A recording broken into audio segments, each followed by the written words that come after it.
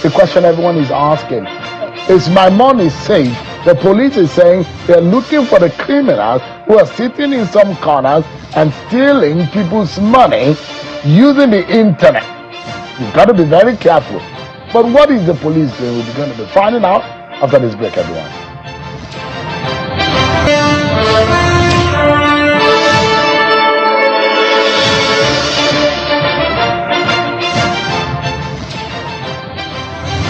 Everyone for staying with us. There is a pandemic. This time around, not a medical pandemic. This is a financial crime pandemic.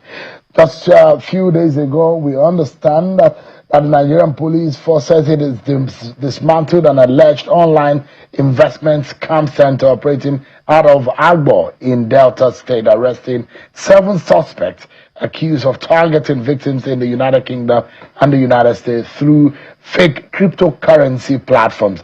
The operation, supported by the UK's National Crime Agency and Digital Insight for Meta, highlights growing international collaboration as authorities confront cyber-enabled fraud and illicit financial flows. We now understand that the IG, under IG Egbetokun, says he's framed a new financial security as part of a central national security strategy in his office to fight this criminality that is hurting Nigeria's global reputation. You remember that some folks were cloning Microsoft's page, making people believe that they were actually logging into that global online platform. Well, let's get to hear from the Nigerian police force, because this is concerning and is also bringing the very popular saying 419. I'm being joined by the force PRO, Mr. Benjamin Hundeyin, who is live for us here in our studio. Thank you so much, Mr. Hundeyin. Good evening, and thanks for having me on the show tonight. Should we be worried that our money is not safe? Well, you should not be worried, because the Nigerian Police Force is there, especially through the National Cybercrime Center, which is domiciled with the police. We are doing a lot, so you shouldn't be worried. Just like you mentioned, recently we carried out an operation with the FBI. Yes, the same FBI in the USA. When people were cloning Microsoft, they commenced the investigation, and it led them to Nigeria. So they just passed what they had to us, to the NCCC, National Cybercrime Center, and the suspects were all arrested. There was another one where people were doing the same thing with Meta, and it was being investigated in the UK by the NCA, National Crime Agency. Of course, they also passed what they had to us. The NCCC also carried out its investigation, and the suspects were arrested. And the list goes on and on. Recently, we arrested suspects in a case of 7.7 billion naira worth of airtime and data that was stolen from a telecommunication company. We were able to arrest them and recover part of the funds. So people have nothing to worry about. And this is in furtherance to the vision, policing vision of the Inspector General of Police. This policing vision is to have a police force that is professionally competent, service-driven, rule of law compliant, and people-friendly to support the agenda of government for economic growth and recovery. So that's what you're seeing. Yes. So EFCC and ICPC are also fighting financial crimes. But when we hear these crackdown on some of these elements, it brings something to mind. Why are we seeing a rise in some of this criminality? Well, maybe not a rise particularly. Maybe you are just getting to see more of our achievements in that area. Maybe not necessarily a rise. So what we are doing is ramping up our efforts to make sure that we bring cybercrime in the country to zero. But is the cyberspace in Nigeria safe to transact money and to trade? I'll tell you why it is safe. Recently, the Inspector General of Police met with the DG of Security and Exchange Commission. A week after, he met with the leadership of the Nigerian Exchange Group, formerly known as Nigeria Stock Exchange. And a week after, he met with the Committee of Bank CEOs. And when he was meeting with the Committee of Bank CEOs, a couple of bank CEOs attested to the fact that when they had some kind of issues, fraud issues, they reached out to the National Cybercrime Center, and they were able to solve the issue. Those guys really very active at the NCC.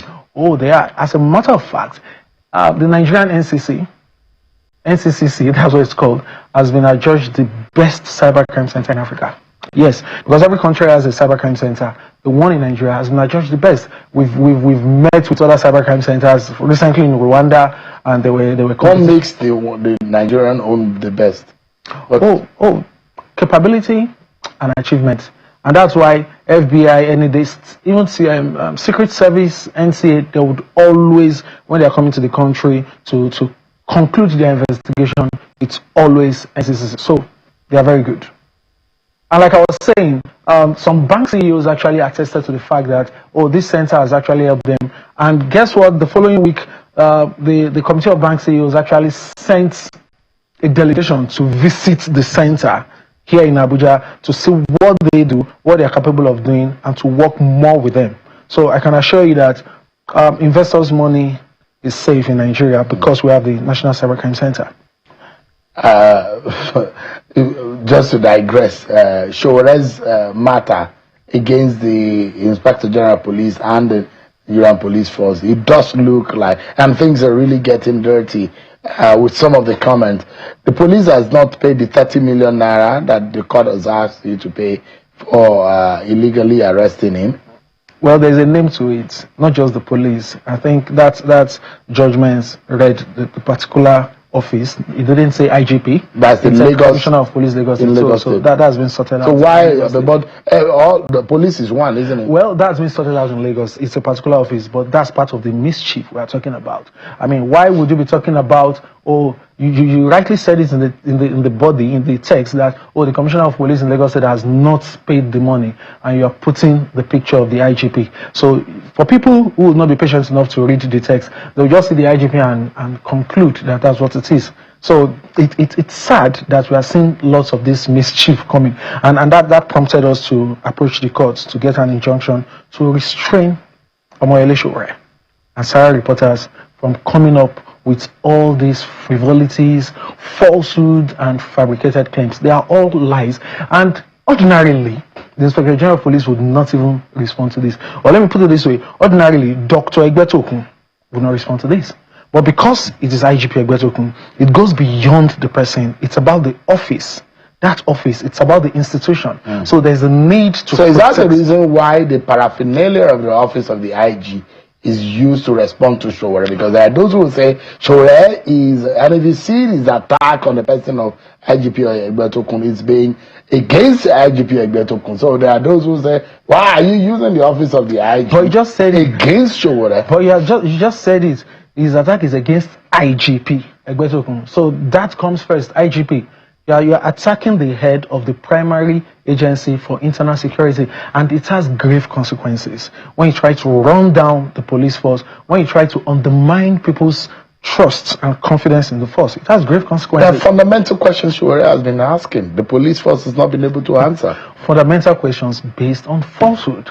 They have been, I can chronicle all the falsehoods he's been peddling. And the danger is when you repeat falsehood over and over again, some people, some gullible people, tend to believe that is true. So there is no basis for answering these questions, because to start with, they are laid on a foundation of falsehood. What exactly? What's the history behind Sowore and IG? Have they met before? Do they know each other before? Well, he has. Because he's never going to get off the backs of IG. Well, the court has asked him to stop, to refrain from that, and if he doesn't do that, then he's going against the court order, because we cannot allow this kind of thing to continue. It doesn't really make any sense for you to just wake up and commence a campaign of calumny against him. You could remember when he said, 100 million naira was paid into the account of the son of the IGP. And I called the son of the IGP immediately to find out what happened, and he explained that yes, I saw 100 million in my account, and I told my account officer to reverse the money immediately, which he did. He printed out his statement of account, he showed me, he sent it to me, I saw it, which he did. Only for Saga reporters to say, yes, the money was returned, then cash was withdrawn again and paid into the IGP son's account again. And I saw the statement of account, there was nothing like that. In fact, exposing the details of the account and everything, the young man was forced to close down that account, so that people will not use it to commit any other form of mischief. In any case, he has written a petition to the EFCC for that allegation to be investigated. And if it turns out that it's false, then we can invoke the EFCC would invoke the Cybercrimes Act for cyberbullying. So again, on Sowore, how many cases do you have against Sowore? He has brought all of this up for himself. Falsehood. You remember my classmate, the PSO, Principal Staff Officer to the IGP, ACP Bukola Kuti, is my classmate. But we said on Saga reporters that she was promoted to AC while her classmates were still SPs, that's superintendent. That's a lie. When she was promoted to AC, we, our classmates, were already CSPs, and she was not the only one that was promoted. A total of 141,000 officers have been promoted on this current IGP. Why focus on Buki? And in fact, if you are saying Buki was promoted to ACP, Buki was promoted to ACP, she wasn't the only one that was promoted to ACP, even amongst her sets at that same time. I also saw one claim that ACP Buki is so powerful that she's the one controlling promotion at the Police Service Commission. How is that possible? Service Commission is headed by a retired DIG. ACP Buki is telling the IGP to send AIG Disu on early retirement. How is that possible? AIG Disu is built normally to retire in April this year. So the list goes on and on and on. And we cannot just sit back and see him try to erode the confidence. It seems the office of the IG is uncomfortable with the searchlight that Sowore and some other people we're doing this just because of gullible people. Ordinarily, these are not things we should respond to. We have serious issues. In fact, police officers can attest to the fact that the IGP he has very clean record. He isn't corrupt. People that have met him since when he was in state CID in Lagos, Banti in Lagos, he's an incorruptible person. So we shouldn't respond. But like I said, we have gullible people who believe that when falsehood is being peddled over and over again, then it is true. And we have to protect the sanctity, the integrity of the force. He's always called the IG illegal IG. Because he has refused to accept a duly amended Police Act, which says anybody appointed IG will spend 4 years irrespective of their age or their length of service. So I don't know why somebody would decide to use his own version of the law and not the one that has been passed by the National Assembly. So that points again to mischief. Are you able to call Sowore to the table and say, find that? Because, I mean, for someone who owns the platform like Saga Reporters, and if there are things that are being published, it must have a perspective. There must have been an angle. Well, we choose to respond officially. Oh, you've said this, and this is what I've said. But you know, we have responded and clarified issues over and over and over again. And this person is hell bent on peddling the same falsehood of Sowore said IG was harboring a criminal inside force headquarters and was giving him security to be committing fraud. How is that possible? How is that even reasonable? Well, we're happy that the case is being handled by the EFCC now, so that the truth can come to light. But I can assure you, I stay in that same force headquarters. I stay on the 7th floor. So to get to the 7th floor, I move from ground floor to 7th floor every day. And I can tell you that that is not even possible. So these are the extent of lies that have been peddled. So like I said, we've responded, but if you choose to keep doing what is obviously wrong, then we have no option but in the interest of the organization, the sanctity of the organization, to approach the courts to stop you, and that has been done.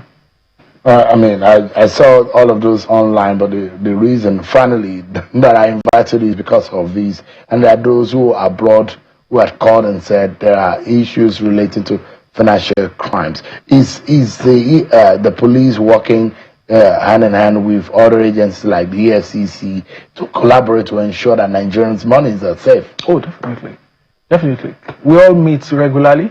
We meet in the office of the National Security Advisor. We meet at other fora. We meet regularly to discuss cybercrime, to work on cybercrime. Sometimes we even meet with the United Nations Office on Drugs and Crime, UNODC. We collaborate with them a lot. If you see the UNODC report of 2025, if you open it, there is extensive mention of Nigeria Police Force, National Cybercrime Center, EFCC, ICPC. So we work together a lot. Benjamin Hudain is the first PRO of the Nigerian Police. Thanks so much indeed for your time today. Thank you for having me. Thank you. That's our show for today, everyone. Many thanks for watching. I'm Sean Akimale. God bless Nigeria.